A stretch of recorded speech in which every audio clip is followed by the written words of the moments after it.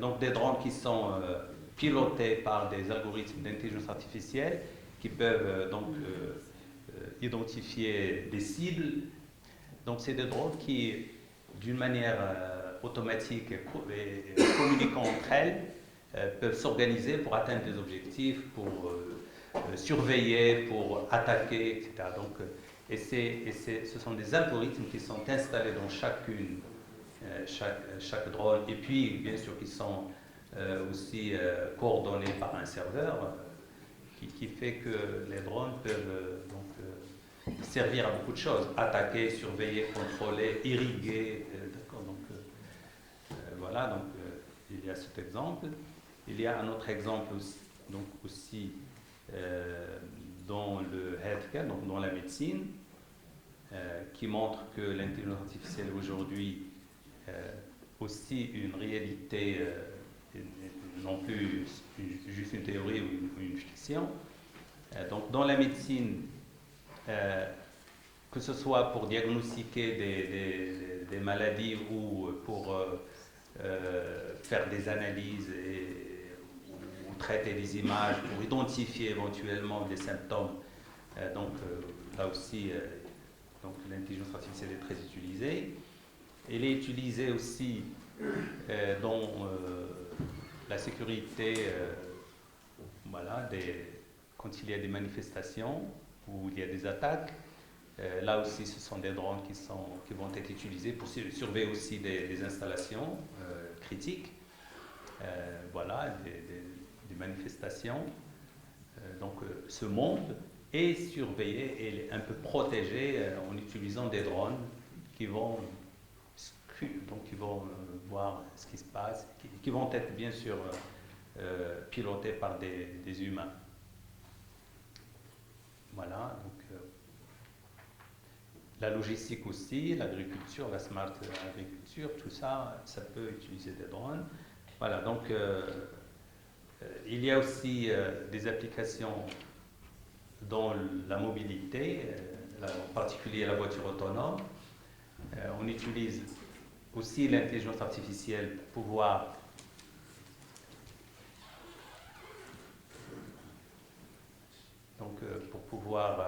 voilà, j'avance un peu, permet d'identifier les voies et les objets autour de la voie et donc contrôler la conduite d'une voiture. Donc la voiture, il se déplace seul, il n'y a pas de chauffeur. Bien sûr, ce changement va impacter beaucoup de choses dans la société.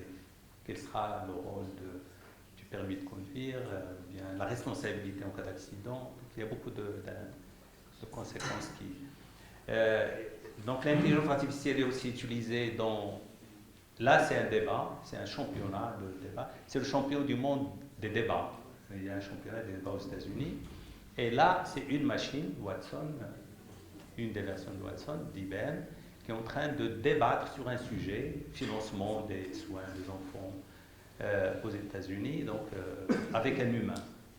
Ça veut dire que là, l'intelligence artificielle a la capacité de dialoguer, de débattre, d'aller chercher des données, des arguments pour défendre une thèse. Donc il y a la reconnaissance vocale, parce qu'il doit reconnaître ce que dit la personne, reconnaître aussi le thème, l'objet de la discussion, aller chercher dans les bases de données pour appuyer ses arguments. Donc, une machine en train de débattre avec un être humain, avec le champion du monde des débats.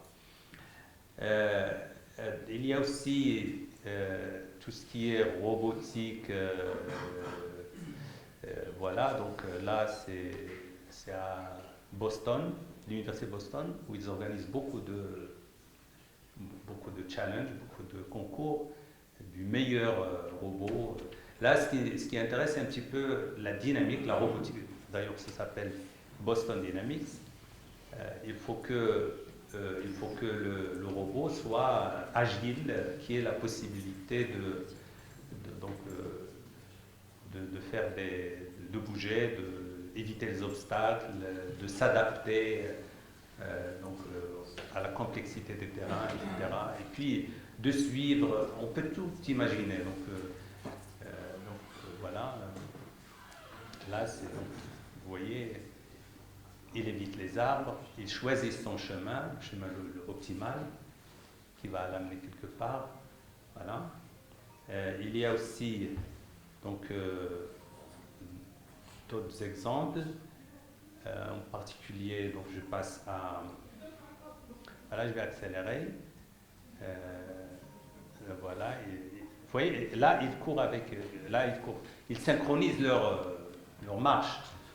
Et puis, il peut courir avec une autre personne. D'accord, donc... voilà. Et puis, un autre exemple... Ça, là aussi, c'est toujours la mobilité, c'est toujours Boston, c'est toujours le même laboratoire.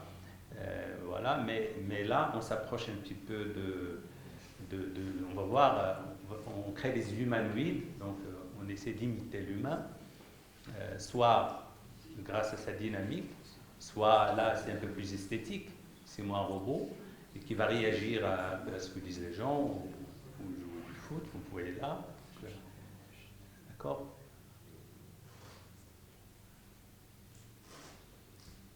Et voilà, donc je passe un peu, donc des humanoïdes un peu plus humains, vous voyez,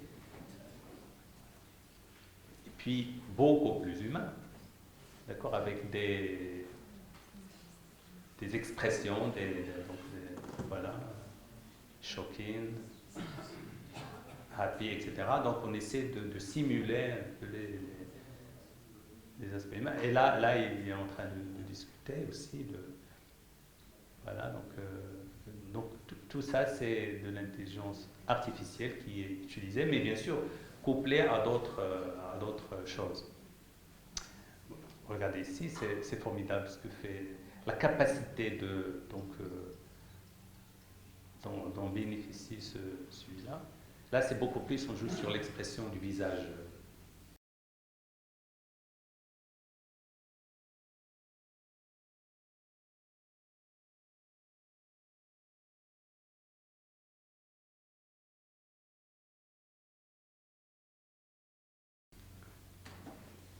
Et là, c'est beaucoup plus les dynamiques. Et c'est un robot. C'est un robot, c'est pas un humain. Et il a besoin de quoi pour faire tout ça? Bien sûr, il a besoin de mécanique, etc., mais il a besoin de perception de son environnement et d'adaptation de son comportement à ce qu'il perçoit. Et c'est là où intervient l'intelligence artificielle. Et il s'adapte d'une manière dynamique, c'est-à-dire on l'a entraîné, c'est-à-dire il peut regardez ce qui se passe ici, donc il saute, mais il n'est pas programmé pour sauter comme ça, il saute parce qu'il y a des obstacles. Mais là, comme j'ai dit, c'est un composé, c'est un complexe de technologies qui sont utilisées. Et bien sûr, lui, il a la capacité de percevoir beaucoup plus forte que l'humain. Les robots aujourd'hui, ils voient de manière beaucoup plus forte que l'œil humain. Et leur capacité de traitement, elle est spécialisée bien sûr, mais elle est très très forte. On va s'arrêter là. Et nous allons donc revenir à... Donc vous voyez que l'intelligence artificielle aujourd'hui, bien sûr Facebook c'est de l'intelligence artificielle, Google c'est de l'intelligence artificielle, ils sont en train d'analyser nos comportements, d'analyser nos traces et de nous orienter et puis de vendre un peu nos faiblesses aux commerçants, aux entreprises. Donc l'intelligence artificielle, c'est une réalité, elle est là et on doit s'y mettre, nous aussi. Donc je vais, comme je l'avais annoncé dans un de mes mails, j'avais dit que je vais faire une présentation en m'appuyant sur des présentations qu'on retrouve ailleurs. Là, c'est une présentation de MIT, d'accord. Lui aussi, il a mis, d'ailleurs je me suis inspiré de son titre, donc Deep Learning, State of the Art. Donc moi j'ai écrit Neural Networks, état de l'art des réseaux de neurones. Où est-ce qu'on est par rapport aux réseaux de neurones, où est-ce qu'on va, c'est quoi les réseaux de neurones, et c'est en 2020, donc c'est... Voilà, donc réseau de neurones c'est quoi? Et pourquoi le robot bouge? Qu'est-ce qu'il perçoit, qu'est-ce qu'il analyse pour pouvoir bouger? Donc c'est à ces questions que je vais essayer de répondre donc, au cours de cette présentation. Une petite histoire, là aussi c'est la même, la même vidéo que vous pouvez trouver sur Internet. Il nous rappelle que, et c'est un cours introductif à l'MIT, donc il nous rappelle que finalement l'intelligence artificielle et même la technologie d'une manière générale est récente. D'accord, vous voyez, on est, donc l'univers a été créé il y a plusieurs milliards d'années. Donc la Terre est créée il y a 4 milliards d'années, etc. Donc, et la révolution industrielle, c'est en 1775. C'est très récent. Et l'intelligence artificielle, c'est très récent. Ça veut dire qu'on est au début d'une ère. On est vraiment au début un peu de... c'est pas historique. Donc l'intelligence artificielle, c'est pas quelque chose de très historique. C'est pas l'évolution humaine, c'est pas la découverte de la langue, etc. C'est très récent. Et donc, on peut s'attendre à ce qu'il y ait des développements extraordinaires avec le temps. Donc, on est au début, on découvre, voilà, donc on est dans une histoire très récente. L'intelligence artificielle, qu'est-ce qu'elle fait? Comment il fonctionne? Donc, je vais m'appuyer sur un exemple. Donc, vous avez ici, vous donnez un ordinateur, voilà, je passe, vous donnez à l'ordinateur des nombres, des chiffres comme ça, écrits à la main, par exemple, stylo. Et l'ordinateur doit me dire est-ce que c'est un nombre pair ou c'est un nombre impair. Donc on va travailler sur cet exemple pour expliciter un peu la notion d'intelligence artificielle. Voilà, donc pour nous, êtres humains, quand je vois ça, je dis c'est 5, donc c'est un nombre impair.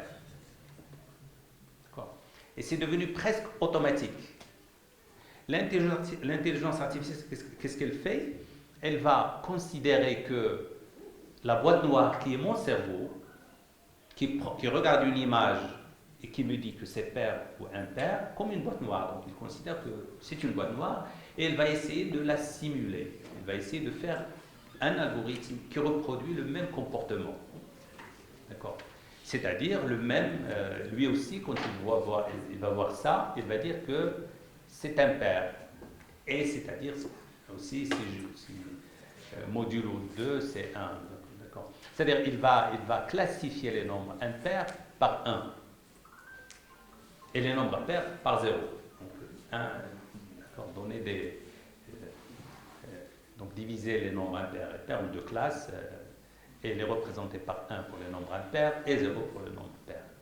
Donc l'intelligence artificielle, il dit voilà, au lieu d'analyser mon comportement, moi comment je fais, etc., et d'écrire un programme qui fait la même chose, je considère que c'est une boîte noire et je vais écrire un algorithme avec des paramètres et l'algorithme va apprendre. Donc je vais un petit peu détailler, mais on ne peut pas tout refaire, comme a dit Hassan, ça a été fait dans plusieurs séminaires. Donc là, on n'a pas le temps de tout redire. Donc l'essentiel, c'est qu'il y a un processus d'apprentissage qui va faire en sorte que mon algorithme va pouvoir retrouver les nombres. Je peux donner un exemple un peu... Donc, supposons que j'ai des objets, disons, j'ai des objets ronds et des objets moins ronds. D'accord? Des objets ronds et des objets moins ronds.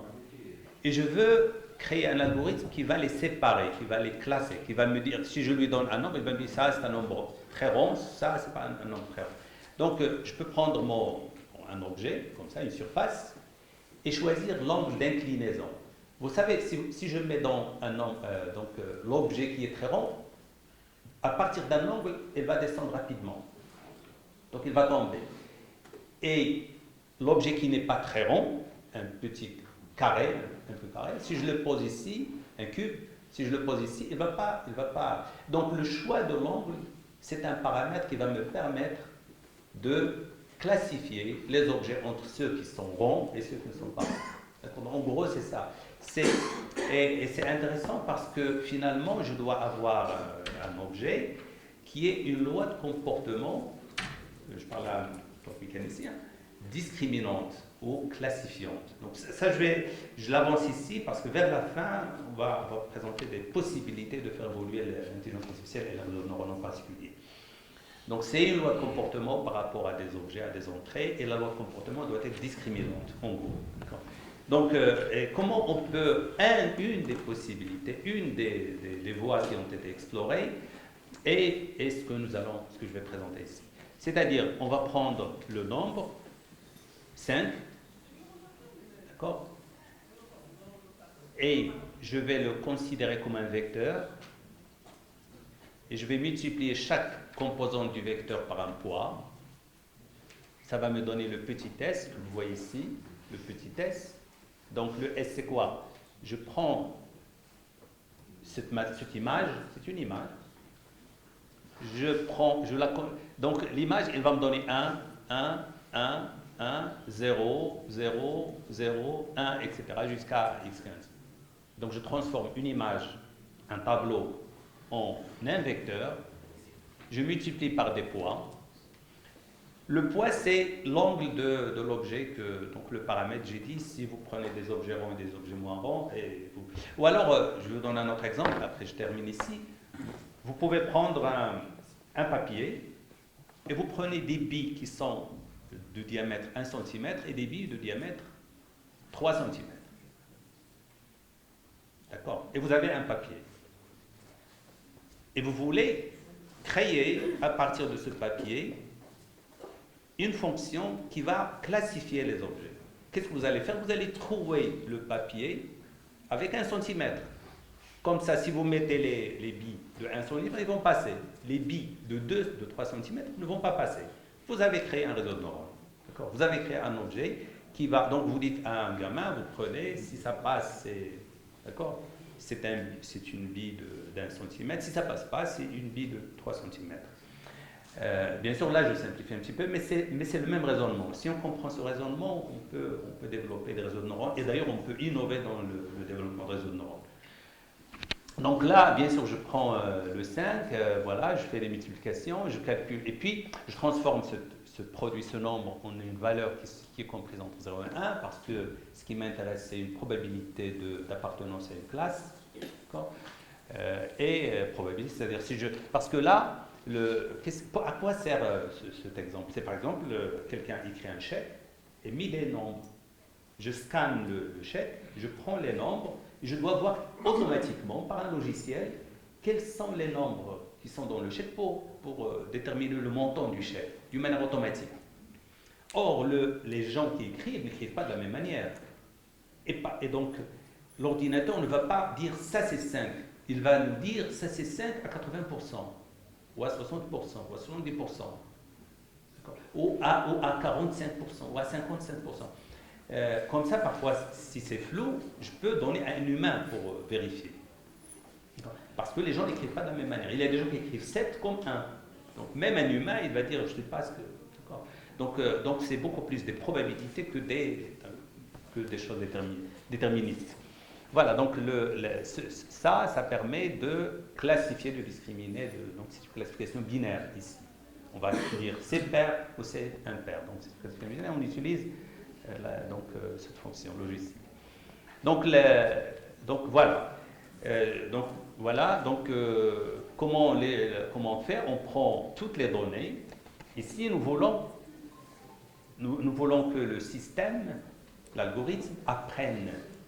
On lui donne des exemples pour qu'il s'entraîne. D'accord? C'est pour ça qu'on parle de machine learning ou d'apprentissage automatique. C'est-à-dire que la machine va apprendre à partir des données. On met à sa disposition un certain nombre de données et elle va apprendre. Et après, bien sûr, on va la vendre. Les gens qui ont... si vous partez dans une banque, vous allez trouver qu'ils prennent le chèque, ils le mettent ils le scannent, et automatiquement, le compte est débité ou crédité. Pourquoi? Parce que des gens ont fait entraîner un algorithme pour qu'il comprenne les nombres, et puis ils l'ont vendu à la banque.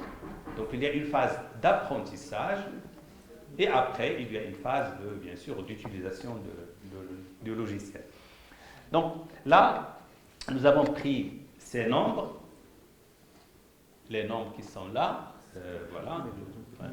Donc nous avons un dataset d'entraînement, un ensemble de données d'entraînement qui vont nous permettre d'entraîner l'algorithme. Et puis nous allons tester, donc avant de vendre le logiciel, je dois l'entraîner et le tester. Donc j'ai un ensemble pour l'apprentissage, de données pour l'apprentissage, et un ensemble de données pour voir est-ce que réellement mon algorithme comprend ou ne comprend pas, a appris ou n'a pas appris. Voilà, donc, je continue. Regardez, bien sûr, le 3 ici, c'est ça le 3. Je l'ai transformé en un vecteur. Donc vous vous rappelez, au début, je vous avais dit, vous prenez un nombre, vous le transformez en vecteur, vous le donnez au neurone, et il va vous calculer phi θ. Θ, c'est paramètres. D'accord. Et l'apprentissage, c'est quoi? C'est transformer ces paramètres. Les paramètres, c'est les trous. J'ai dit, le papier, vous prenez un débit d'1 centimètre, donc c'est la dimension, c'est le rayon des trous qui vont après permettre à des débits de passer ou de ne pas passer. Donc vous prenez des nombres, des exemples, un dataset, un jeu de données, et vous allez l'utiliser pour qu'il adapte les poids. Voilà, excusez-moi, où est-ce que je suis? Voilà, donc j'adapte les poids. Quand je vais apprendre, donc quand on va apprendre, qu'est-ce qui va se passer? Tout simplement, l'ordinateur va dessiner mathématiquement un hyperplan, donc une droite. D'accord. Donc là, dans ma présentation, j'ai essayé de commencer avec des choses, des animations, mais aussi pour vulgariser un petit peu, mais petit à petit, on va aller vers des choses, donc on commence un petit peu des choses un peu mathématiques. Et là, je profite pour dire que l'intelligence artificielle, c'est beaucoup de mathématiques. C'est beaucoup de mathématiques, et c'est une bonne chose, parce que on dit en général à un domaine qu'il est devenu scientifique quand il y a beaucoup de mathématiques dedans. Donc l'intelligence artificielle est très scientifique parce qu'il utilise beaucoup de maths. Vous allez découvrir vers la fin. D'accord. Mais je ne sais pas, donc ça va pour comprendre un petit peu ce que ça veut dire intelligence artificielle. Ah, monsieur Msassi Hassan. C'est bon. Voilà, donc ici, qu'est-ce qu'on a utilisé? On a utilisé un seul neurone. On dit qu'on a utilisé un seul neurone. Pourquoi on l'appelle neurone? Parce que même dans le cerveau humain, nous avons des neurones. Nous avons des neurones, des milliards de neurones. Et les neurones dans le cerveau humain, quand il est un signal, par exemple, signal, c'est quand je vois quelque chose. C'est un signal qui entre. Il va activer un certain nombre de neurones. C'est-à-dire, il va suivre un chemin. D'accord. Il va activer donc un certain nombre de... Et là, le terme d'activation, c'est quand je mets ici les W, supposons que ici j'ai 1. Donc 1, il est là. Et W égale à 10. Qu'est-ce que je vais avoir? Je vais avoir 1 fois 10 qui va s'ajouter ici. C'est-à-dire, je vais avoir 1 fois 10 plus x2, etc., les autres. Donc, le 1 fois 10, il va rendre S grand. S va être grand, parce que 1 fois 10, W, donc c'est 10. 1 fois 10, c'est 10. Et qu'est-ce qui se passe? Regardez, si nous avons 1 sur 1 plus exponentielle moins S, S grand veut dire que exponentielle moins S est petit. C'est-à-dire que cette somme va se rapprocher de 1. Donc, quand vous avez un W élevé, ça veut dire que le signal qui correspond à W va passer. Pourquoi? Parce que quand vous avez ici un W qui est grand, multiplié par 1, il va contribuer ici à S parce que S c'est une somme. Donc il va augmenter le S, et quand S augmente, cette valeur devient égale à 1. Par contre, si vous avez un W qui est égal, disons, qui est négatif, qui est moins 10, qu'est-ce qui va se passer? moins 10 fois 1 par exemple, donc voilà, supposons que pour ce W3 égale à moins 10, donc moins 10 fois 1, il sera là, c'est égal à 1 sur 1 plus exponentielle moins 10, c'est exponentielle 10, exponentielle moins 10, c'est exponentielle 10. Ça veut dire que exponentielle 10, c'est énorme, c'est grand, c'est un grand nombre, exponentielle 10. Donc 1 sur 1 plus exponentielle 10, ça devient 0. Donc quand vous avez ici un W qui est grand, ça veut dire que le neurone est activé, ça veut dire que le signal, le 1, il passe, il va sortir. Quand vous avez un W qui est négatif et qui est grand, en valeur absolue, ça veut dire que le 1 qui est là ne va pas passer. Donc on parle, cette fonction 1 sur 1 plus exponentielle moins S s'appelle une fonction d'activation. Et on a copié ça du cerveau humain. Donc un neurone est activé ou pas activé par un signal. Ça veut dire que une connexion activée, parce que là on parle de connexion, d'ici à ici. D'accord? Connexion entre cette couche d'entrée et cette neurone. Une connexion avec un W positif est une connexion qui est activée. D'accord, donc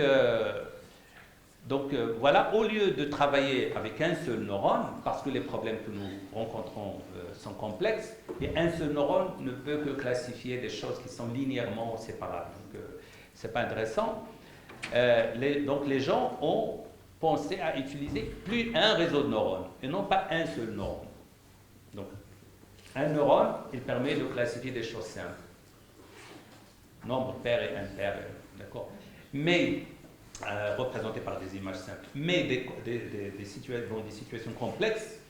Vous vous rappelez des exemples qu'on a vus au début, on a besoin d'algorithmes très, très complexes, donc qui vont classifier des données qui sont linéairement, qui ne sont pas linéaires, elles ne sont pas linéairement séparables.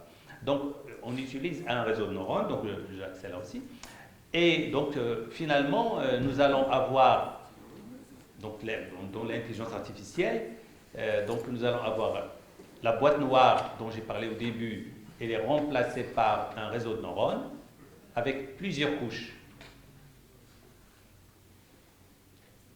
Une couche d'entrée qui va recevoir les données, une couche cachée qui va faire des traitements, et la couche de sortie qui va que je vais donc lire pour dire ça c'est un nombre pair, impair, bien c'est un chat, c'est un chien. Donc l'exemple de chat et de chien, bien sûr, est très, très utilisé. Là, on va donner à l'algorithme donc, des images, et c'est à lui de me dire est-ce que c'est un chien ou c'est un chat. Pour un humain, c'est facile.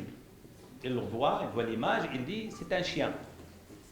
Ou alors, une autre image, c'est un chat. Pour un humain, c'est facile.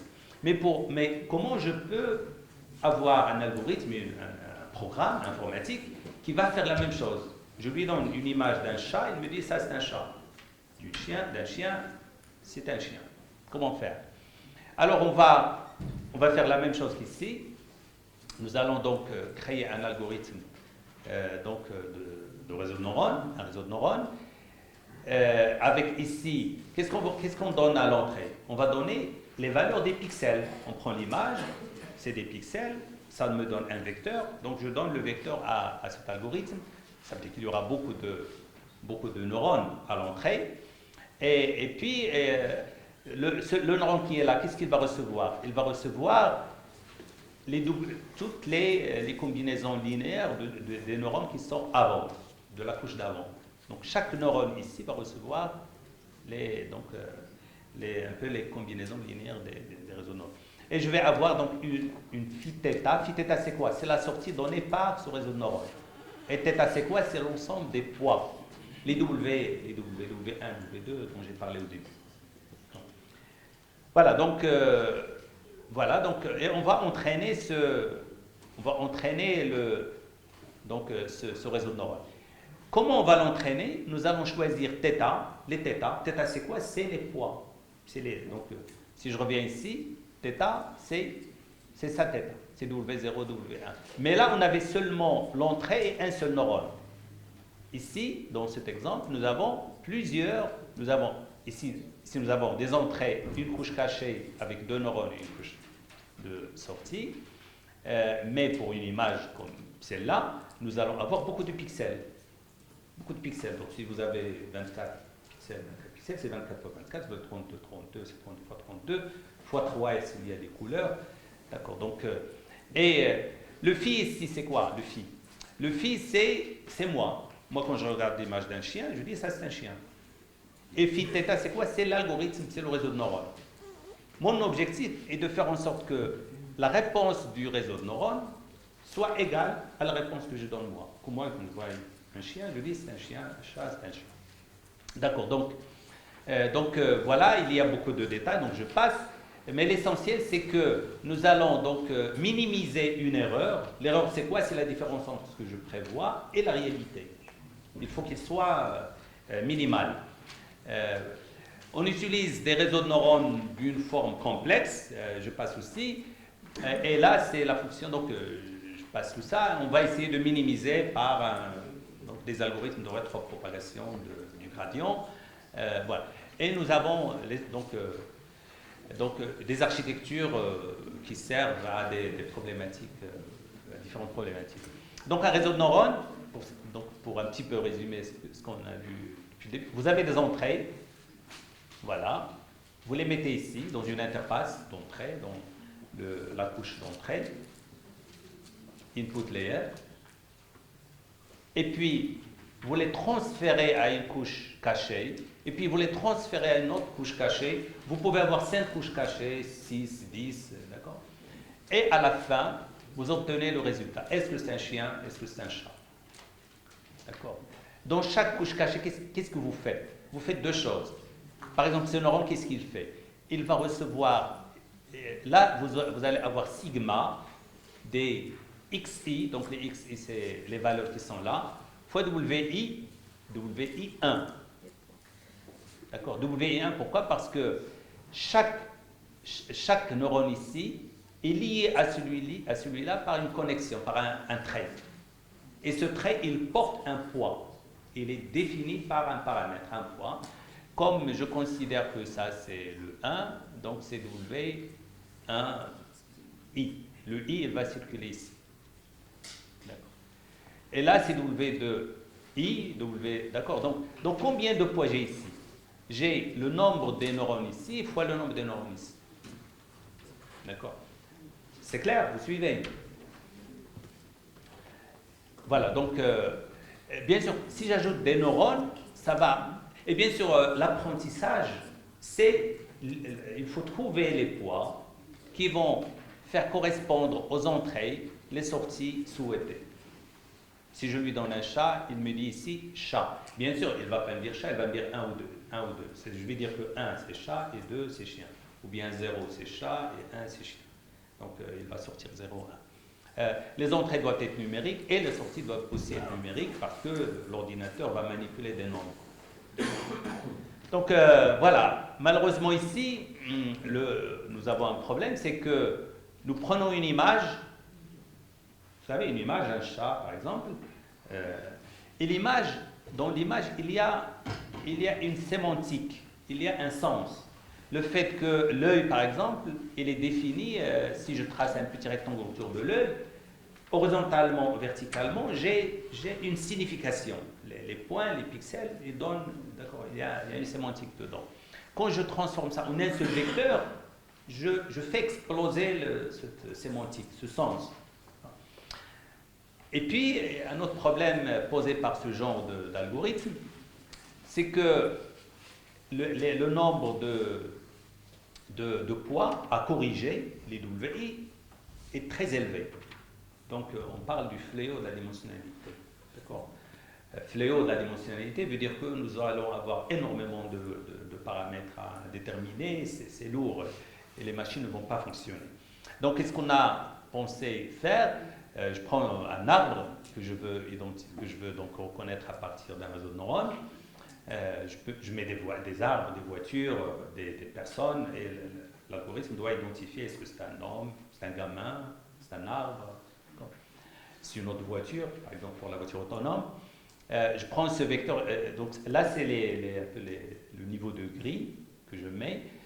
Donc ça va me donner un vecteur, voilà. Si vous zoomez, vous allez trouver exactement les nombres qui sont là. C'est-à-dire je prends 221, 221, 221, donc voilà, 221, etc. Et puis jusqu'à la fin. Et ça, c'est l'entrée. Et puis je continue avec des couches profondes. Là, les gens se sont dit, au lieu de faire ça, au lieu de prendre un vecteur, pourquoi ne pas prendre des filtres, sortes de filtres, des kernels, des noyaux, et de les déplacer sur l'image, parce que une image, par exemple un œil, si je prends juste, disons, 5 pixels sur 5 pixels, donc là j'ai pris 3, donc un filtre, il peut identifier. Ça a été utilisé avant dans le traitement des images, donc on l'a repris. Donc au lieu de considérer tout l'arbre, toute l'image, je vais considérer juste une petite partie de l'image. Et j'utilise un filtre. Le filtre va identifier dans l'image un peu des patterns, des features. Donc qu'est-ce qu'on fait? Je prends ce filtre et je prends l'image. L'image, c'est ça. L'arbre, c'est des nombres. Je prends le filtre et je prends chaque élément et je le multiplie. Donc par exemple, le 1 qui est là, je le multiplie par ce nombre. Et puis le moins 1, je le multiplie par celui-là, etc. Et je fais la somme. C'est la convolution, donc c'est un produit de convolution. Et je mets ici le résultat. Donc, là, qu'est-ce que je fais? Quand est-ce que ce nombre va être, ce produit, quand est-ce qu'il va être négatif? Et quand est-ce qu'il va être positif? Quand est-ce qu'il va être nul? Donc, le filtre, regardez, je reviens, je prends ce filtre, elle est négative si ici j'ai des valeurs grandes, et là j'ai une valeur très petite au milieu. Positive et grande, et là j'ai une valeur négative. D'accord? Donc ça veut dire que si j'ai par exemple ici noir pour moi c'est le nombre le plus élevé. D'accord? Noir. Ici j'ai blanc, le nombre va être négatif. A l'inverse, si j'ai ici blanc et j'ai ici noir, j'ai ici, supposons que j'ai ici blanc, ici j'ai noir, le nombre va être positif. Je vais prendre à chaque fois 9, donc qui correspond à cette dimension. Donc 9 cellules. Et je fais le produit élément par élément, et je fais la somme de ce filtre avec ces 9 éléments, et je mets le résultat ici. L'essentiel, à quoi servent ces filtres? Ils vont identifier les bords, ou alors ils vont identifier les bords horizontaux, verticaux. En mathématiques, c'est comme si je fais de la différence finie. Bien sûr, en choisissant ici des... Par exemple, si je mets moins 1, ici je mets des zéros, ça va identifier les frontières horizontales.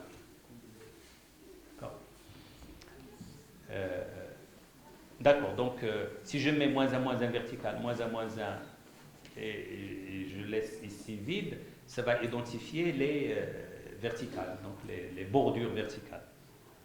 Donc les réseaux convolutifs, ici on parle de réseaux convolutifs, c'est-à-dire au lieu de prendre toute l'image, je prends une partie de l'image et je fais le produit, et puis je déplace le filtre, et je fais la même chose, et je reproduis une autre image. Donc voilà.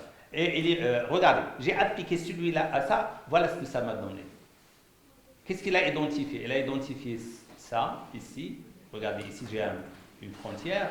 Ça, c'est une frontière. Et puis la frontière qui tourne autour. Donc il m'a donné une forme de l'arbre. D'accord?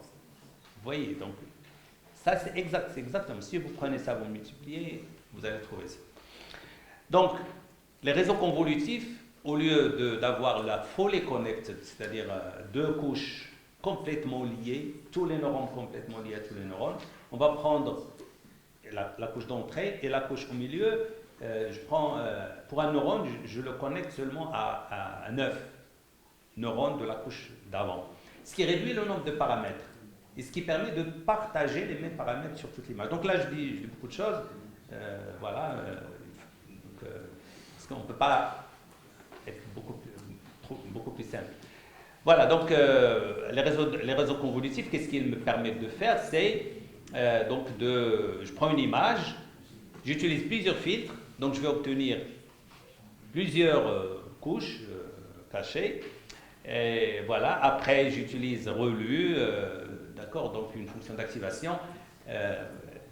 D'accord, donc voilà, et puis qu'est-ce qu'ils permettent de faire ces réseaux de neurones, ces réseaux de neurones convolutifs, et qui se sont inspirés de l'être humain. On a pris un singe, on a vu un peu comment il regarde, il voit, et puis on a vu ce qui se passe dans son cerveau, on a trouvé que l'image elle est de plus en plus abstraite dans le cerveau du singe. C'est-à-dire c'est une expérimentation qui a été faite sur les singes, et on s'est inspiré de ça, et on l'a appliqué à des réseaux de neurones. Donc ça permet d'améliorer, au début, ça réduit le nombre de paramètres, puisqu'on ne va pas prendre toutes les liaisons entre les neurones, on ne va pas prendre tout ça. Ce premier neurone, par exemple, va être connecté seulement à 9. Le deuxième aussi à 9, le troisième à 9. Et puis on va, donc les premiers, le deuxième et le troisième vont utiliser les mêmes W, c'est-à-dire, c'est pas 9 plus 9 plus 9 plus 9 paramètres, mais c'est le même 9 qui va être utilisé pour tout le réseau de neurones. Donc je passe ça. Donc ça c'est le réseau de neurones convolutifs qui sont exprimés par ce monsieur, Goodfellow, c'est Ian Goodfellow, c'est un jeune, et il montre un petit peu ce qui se passe avec le réseau de neurones. Vous prenez une image, vous prenez une partie, elle est de plus en plus abstraite.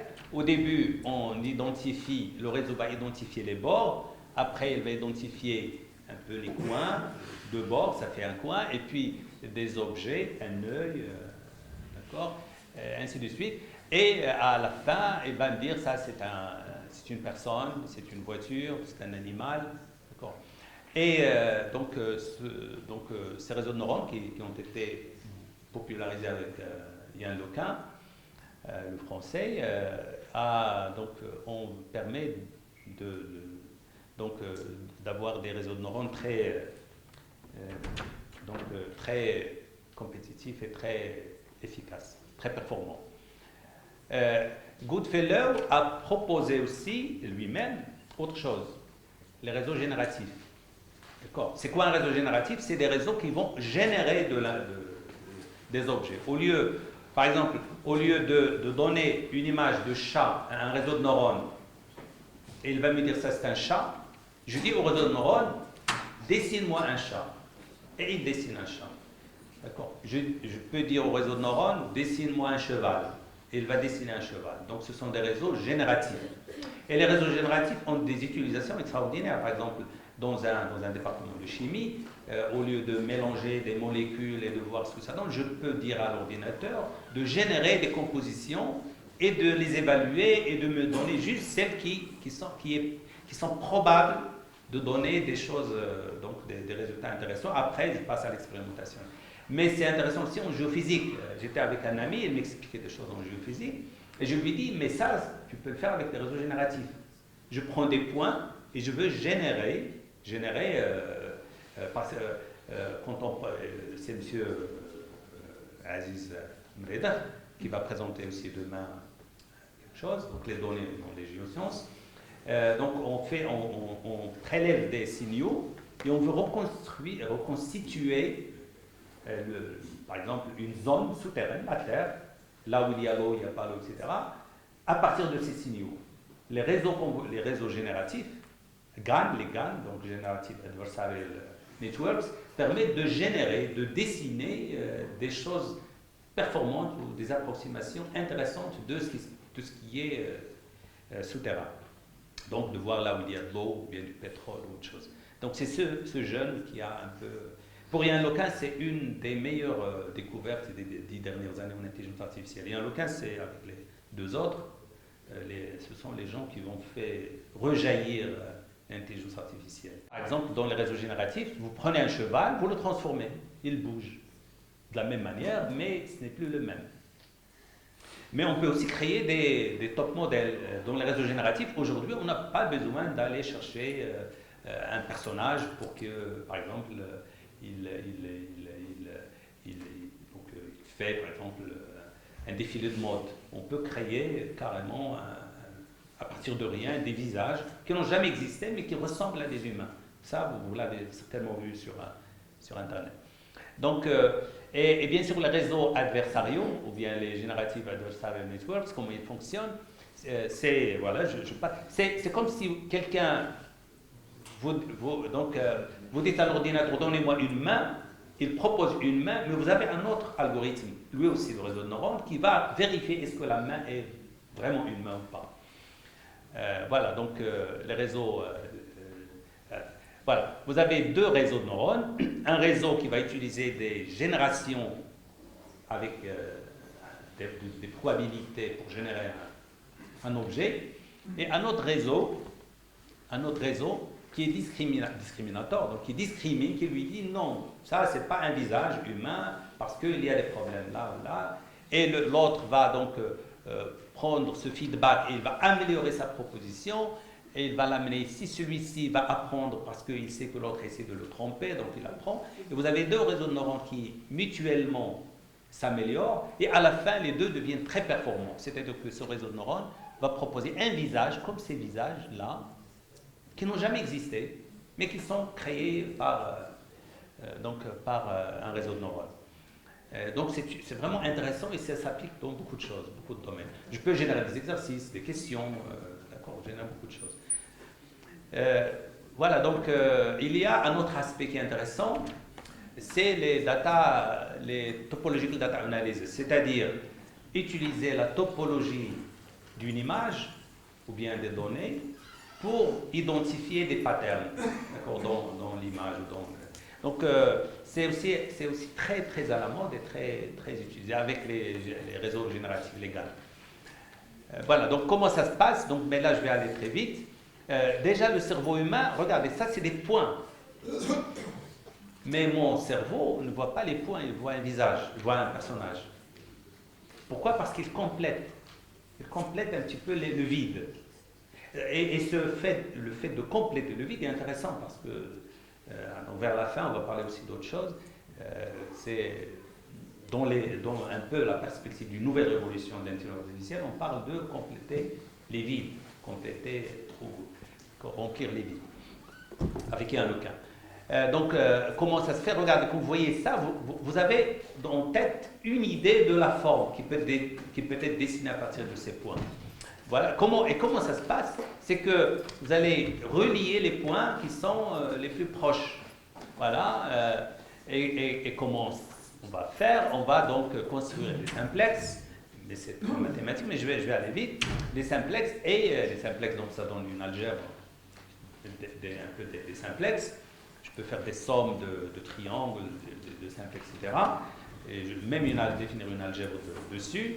Et donc voilà, ça me permet de reconstituer, donc avec un bagage mathématique important et intéressant, ça me permet de définir des invariants. Voilà, des invariants. Les invariants, ce sont les trous. Quand vous prenez un sac, il a un trou. Quand vous prenez un tuyau, il a un trou, mais différent de celui du cercle, etc. Donc, ce sont des invariants qu'on peut définir. Voilà. Et il y a plusieurs démarches. On avait fait un exposé dessus, mais là, je montre juste le concept.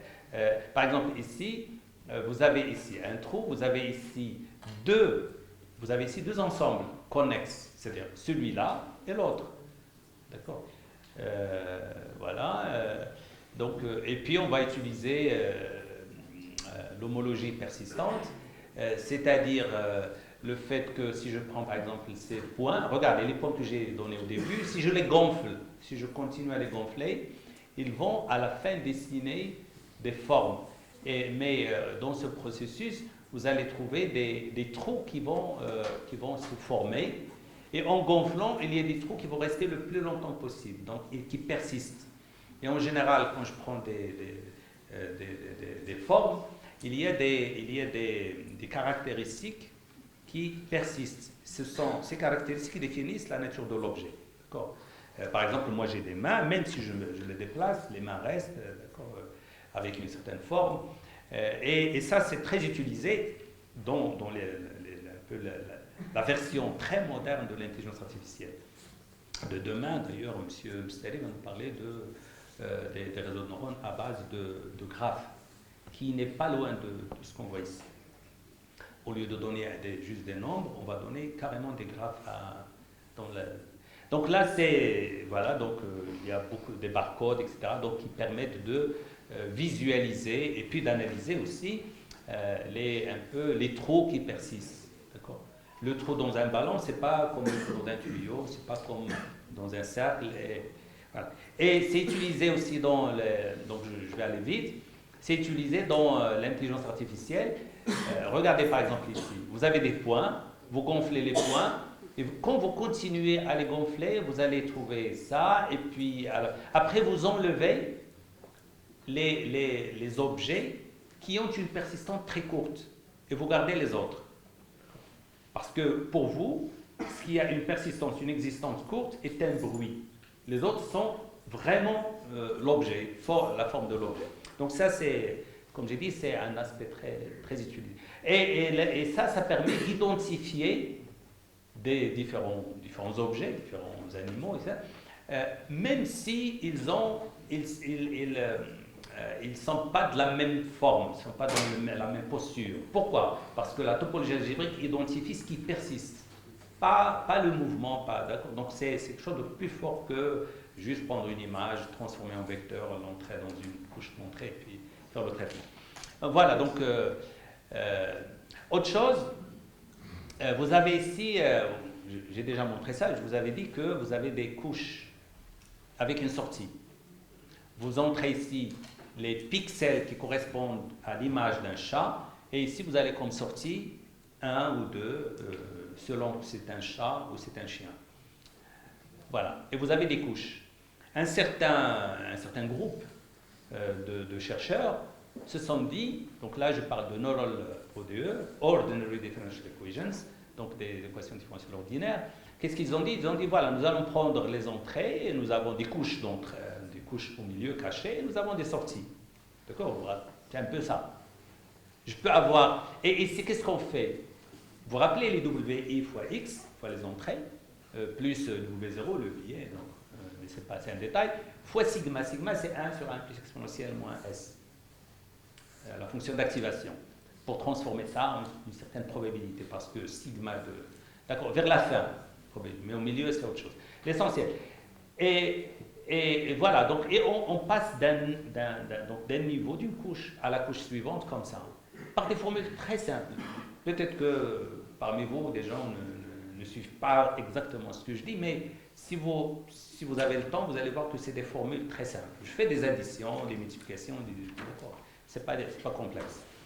Mais le monsieur a dit, si je mets beaucoup de couches, qu'est-ce qui va se passer? Et si, à la limite, je considère qu'il y a une infinité de couches, je vais transformer le problème en un problème continu.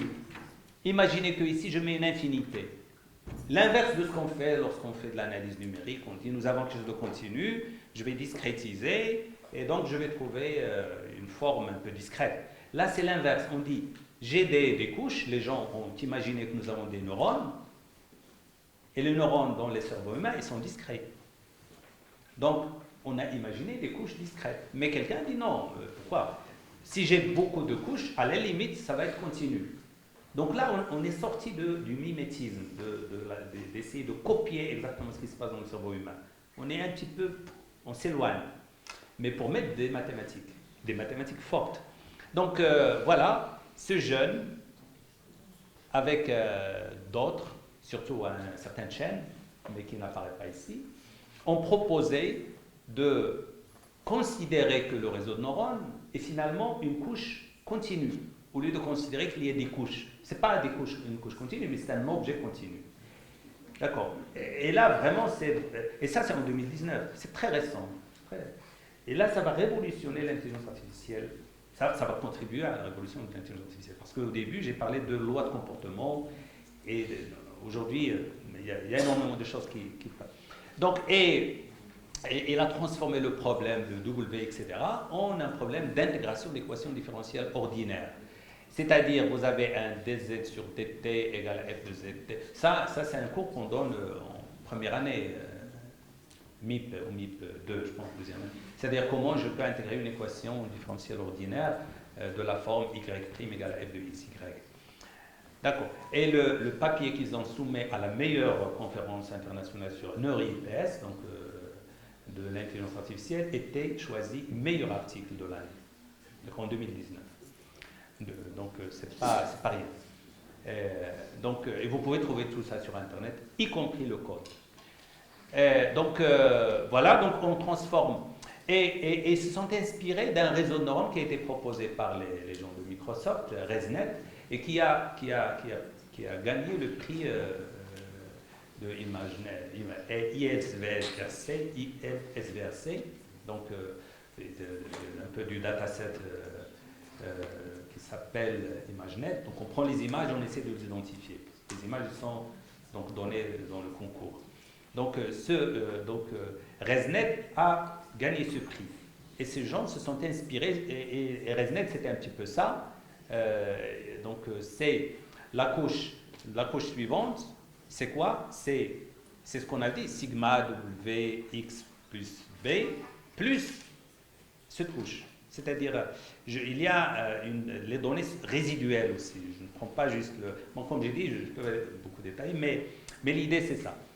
Donc voilà, ZT plus H, mais là je le vois d'une manière continue. Avec ResNet, c'était encore discret. C'est-à-dire, on disait que Z, c'est-à-dire les X à la couche, la ième couche, les XI, c'est quoi? C'est XI moins 1 plus sigma de WX plus B. Voilà, donc après dans les séminaires on peut détailler tout ça. Et bien sûr la rétropropagation du gradient aussi a été proposée à l'aide d'une intégration, à l'aide donc d'un problème d'optimisation aussi, un hamiltonien, encore au lieu des multiplicateurs de Lagrange, mais c'est la même chose. Mais il y a beaucoup de choses aussi, beaucoup de critiques, parce que je vais passer ici. C'est lui-même qui critique ce qu'ils ont proposé, et là c'est une autre conférence qu'il donne. Donc son nom c'est Duno, mais comme j'ai dit, il y a un certain Chen, un asiatique qui est derrière. Et là, c'est les bêtises ou bien les conneries qu'on a dit autour des neural ODE. D'accord? Il est en train de critiquer. Alors qu'il a présenté ça en 2019, en 2020, il critique. Mais c'est vraiment un bouleversement. Et d'ailleurs, c'est une bonne chose qu'il critique. Voilà, je reviens à ça. Pourquoi j'ai mis cette image? Il m'a pris un peu, je pense, 1 heure pour la produire. Mais j'avais en tête, les réseaux de neurones essaient de s'inspirer de ce qui se passe dans le cerveau humain, de ce qui est biologique. Et les gens, les inhibitions, activations, etc., les connexions entre les... et beaucoup de gens considèrent qu'il faut aller très loin dans le mimétisme, dans le copier ce qui se passe dans le réseau de neurones, dans la tête. Mais ce n'est pas forcément une bonne chose, parce que si on avait copié les pieds humains, on aurait des voitures qui marchent, et non pas on n'aurait pas inventé la roue. Or, la roue, ce n'est pas quelque chose de biologique, c'est une invention humaine, mais qui va beaucoup plus vite que les pieds, quels que soient les pieds. D'accord? Donc, voilà, donc il y a des perspectives, mais il ne faut pas qu'on reste, il faut vraiment qu'on mathématise le problème et qu'on essaie de... Il me reste 5 minutes. Voilà, donc je termine avec ce qui se dit à MIT. C'est un jeune, celui-là, qui a une ceinture noire, etc. Il joue de la musique, mais c'est lui aujourd'hui qui donne des cours d'intelligence artificielle à MIT. Et pour lui, il dit qu'il espère pour 2020 qu'il y ait moins de modes, de buzz autour de l'intelligence artificielle, mais qu'il y ait et aussi moins de anti-buzz. Il y a des gens qui disent l'intelligence artificielle va faire ça, va permettre de révolutionner le monde, va transformer, va manger l'humain. Et d'autres qui disent non, ça va rien faire, c'est bloqué, c'est rien, c'est des... Il dit il faut qu'on soit productif, qu'on travaille dessus. Et puis, il faut faire des recherches solides. Et puis, il insiste sur le fait que l'intelligence artificielle, ce n'est pas des mathématiques uniquement, ce n'est pas de la physique uniquement, ce n'est pas de l'informatique uniquement, ce n'est pas des bases de données uniquement, mais c'est un hybride, c'est un domaine où il y a une multiplicité de choses qui se joignent pour faire avancer cette science. Et il ne faut pas que les gens restent cloisonnés dans leur petits laboratoires, leurs petits instituts, leurs petits bureaux. Il faut qu'il y ait des ouvertures. Ça, c'est ce qu'il espère pour 2020. Nous, on a aussi, bon, on l'espère aussi, nous, pour 2020 au Maroc, qu'il faut qu'il y ait des ouvertures d'esprit autour de l'intelligence artificielle. Et il faut qu'il y ait de l'interdisciplinarité. Vous allez voir que les mathématiques, la mécanique, la physique, ça se mélange pour la médecine. Il faut aussi qu'on soit des débats productifs, pas des débats stériles. Des gens qui posent des questions parfois bizarres autour de l'intelligence artificielle. Et lui, il espère que les recherches soient autour du raisonnement, parce qu'aujourd'hui, on essaie de faire en sorte que l'intelligence artificielle puisse raisonner un peu raisonner comme l'être humain, qu'il permet de l'apprentissage tout au long de la vie, qu'on reste étudiant toute la vie, finalement, on ait plusieurs tâches à la fois, des machines qui utilisent multitâches, des espaces de conversation, de débat. Moi, je travaille sur l'intelligence territoriale, et pour moi, l'intelligence artificielle peut, dans un territoire donné, et c'est pour ça que je me suis intéressé, l'intelligence artificielle peut rendre un territoire plus intelligent, plus apprenant, parce qu'il peut, à travers les discussions, le discours territorial, extraire de la connaissance, reproduire de l'intelligence collective. Aussi, il faut qu'il y ait de l'éthique et de la robotique, comme on a vu à Boston, les robots qui bougent.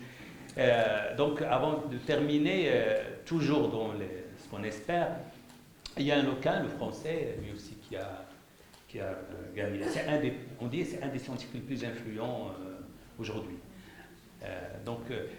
Pour lui, il dit qu'il faut orienter l'intelligence artificielle vers autre chose que... Aujourd'hui, l'intelligence artificielle, c'est de l'apprentissage automatique, supervisé, c'est de l'apprentissage non supervisé, et c'est de reinforcement learning, donc par renforcement, apprentissage par renforcement, un certain nombre de choses comme ça. Pour lui, il dit qu'il faut passer à autre chose. Pourquoi? Parce que toutes ces méthodes d'apprentissage nécessitent beaucoup de données.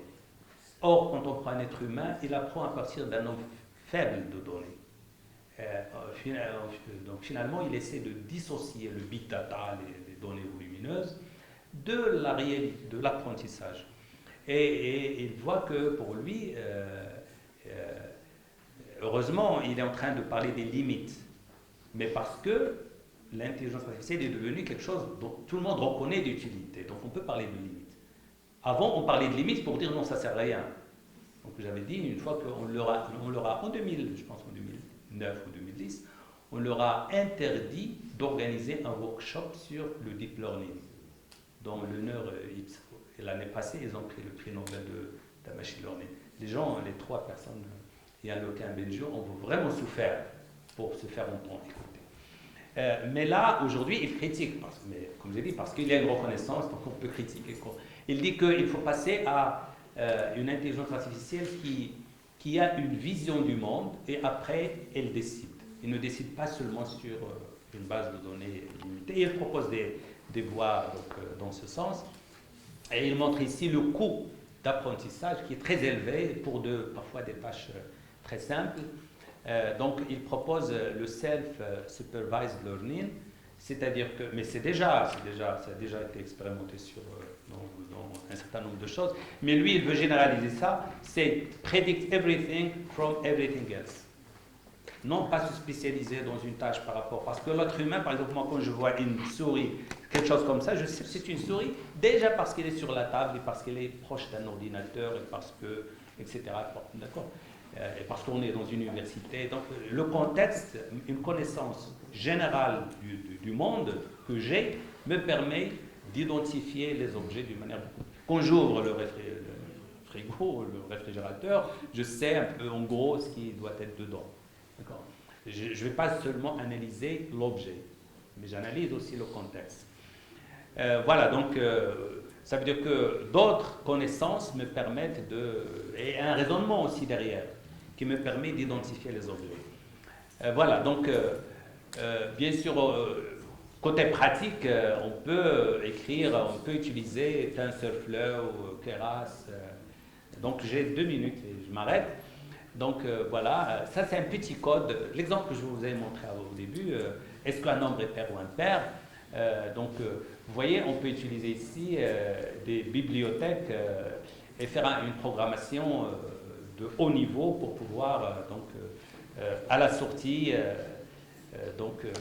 créer un réseau de neurones qui va. Mais c'est ce genre de système qui est intéressant, mais qui n'a pas la souplesse nécessaire pour que je puisse développer des choses intéressantes. Et donc pour avoir plus de souplesse, je peux utiliser directement Python au lieu d'utiliser TensorFlow ou Keras. D'accord. Pourquoi? Parce que là, je peux réécrire les couches, les reprogrammer, essayer, tester de nouvelles idées avec Python. Mais plus fort encore, et je termine, plus fort encore, je peux utiliser, il est où la souris? Voilà. Je peux utiliser, voilà, ça je vais le déplacer pour que vous puissiez le voir. C'est ça. Donc voilà, là, c'est du PyTorch et c'est fonctionnel, c'est-à-dire que je peux écrire les fonctions qui vont me permettre je réalise un réseau de neurones depuis le début, et ce réseau de neurones, vous le voyez ici, donc c'est quoi exactement, qu'est-ce qu'il fait exactement? Il est en train donc voilà, je descends vers le bas pour vous montrer un petit. Et là, il est exécuté, bien sûr, et il me donne des précisions, regardez, 0, 9, 8. Et je lui donne les chiffres manuscrits que Yann Lequin a bien à la disposition de la communauté de chercheurs. Là, c'est le réseau de neurones à base d'équations différentielles ordinaires. C'est-à-dire que je prends le réseau de neurones et je considère que je suis en train de résoudre une équation différentielle ordinaire. Et la fonction que j'utilise, là, j'utilise la convolution et tout ce que je veux. Et je fais évoluer le réseau de neurones d'une manière automatique. Et je ne choisis pas le nombre de couches. C'est la précision que je demande qui va choisir le nombre de couches. Parce qu'au début, je vous avais dit que normalement, dans ce qui est traditionnel, on met 5 couches, 3 couches cachées. Mais comment et pourquoi? Là, c'est différent. C'est le système lui-même qui va choisir la couche, le nombre de couches. Et voilà. Et quelle est la fonction qu'il est en train de... Je ne sais pas si je vais la retrouver facilement. La fonction qu'il va intégrer, puisqu'on intègre une fonction, on transforme le réseau de neurones, le problème, on a une équation différentielle ordinaire. Et F, la F, c'est quoi? C'est le réseau de neurones, c'est ça. C'est une classe, bien sûr, qu'il faut créer avec un constructeur. Et puis, voilà, je normalise, j'utilise une fonction d'activation, relu, et puis une première couche de convolution, et puis une deuxième, etc. Je normalise. Donc, et je prends ça et je considère que c'est une fonction. D'accord? Et j'essaie de résoudre donc y' égale à ça, à f. Et là, j'utilise des méthodes qui vont choisir le pas d'un. Mais là, je dis, beaucoup ne vont pas suivre, mais vous prenez le concept après, vous approfondissez. Donc, je prends l'intervalle 0,1 et j'essaie d'intégrer une équation sur l'intervalle 0,1 avec des pas adaptatifs, d'accord, qui s'adaptent à la pression souhaitée. Voilà, donc pourquoi je parle de ça? Parce que ça ouvre des perspectives de développement de l'intelligence artificielle. Et d'ailleurs, voilà, j'ai écrit mon propre algorithme qui n'est pas, sera certainement publié très prochainement, mais c'est un autre. Donc je termine. Je vous remercie pour votre attention.